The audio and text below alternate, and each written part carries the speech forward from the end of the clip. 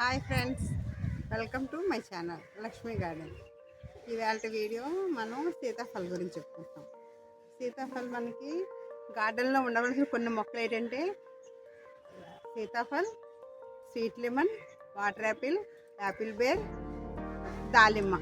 ఇవి మనకి star fruit కూడా, అంజీర్. ఇవి కంపల్సరీ ఉంచుకుంటే ఏంటంటే చిన్న మొక్కల్లో పెద్దగా మెయింటెనెన్స్ ఉండదు. చిన్న మనం బలం ఇస్తుంటే, పోషకాలు ఇస్తుంటే అవి క్రాప్ బాగానే వస్తుంది. మనం మంచి పళ్ళు ఆర్గానిక్గా తినగలుగుతున్నాం. ఇప్పుడు ఏంటంటే చూడండి, ఇది ఎలా వచ్చిందో, ఎంత సైజు ఉన్నాయండి, చూస్తారా? ఇదండి ఇలాగా చూడండి.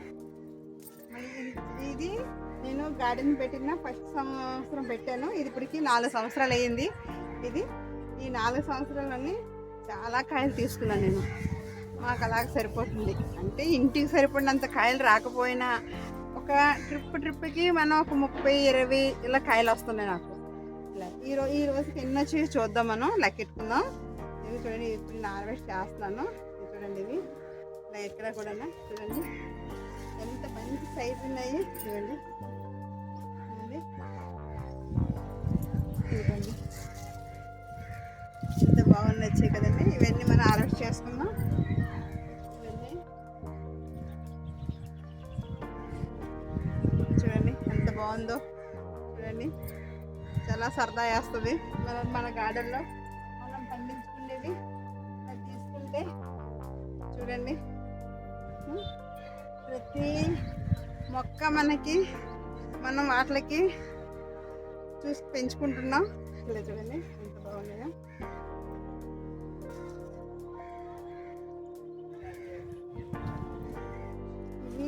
ఇది ఎందుకు ఇప్పుడు హార్వెస్ట్ చేస్తున్నా ఓకే అంటే మిగతా ఇవ్వండి చిన్నగా ఉన్నాయి చూడండి. ఇవి మళ్ళీ స్టార్ట్ అవుతున్నాయి.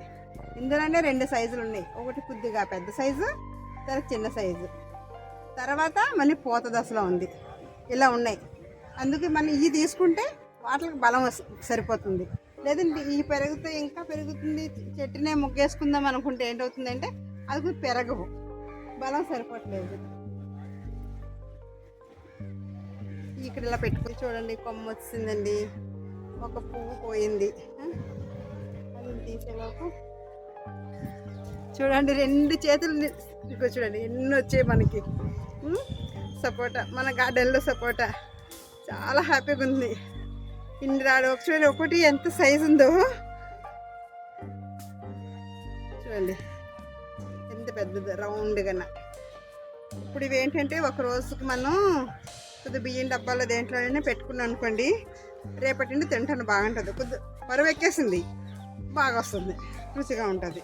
చూడండి ఎన్ని వచ్చాయో, ఎంత హ్యాపీగా ఉందండి.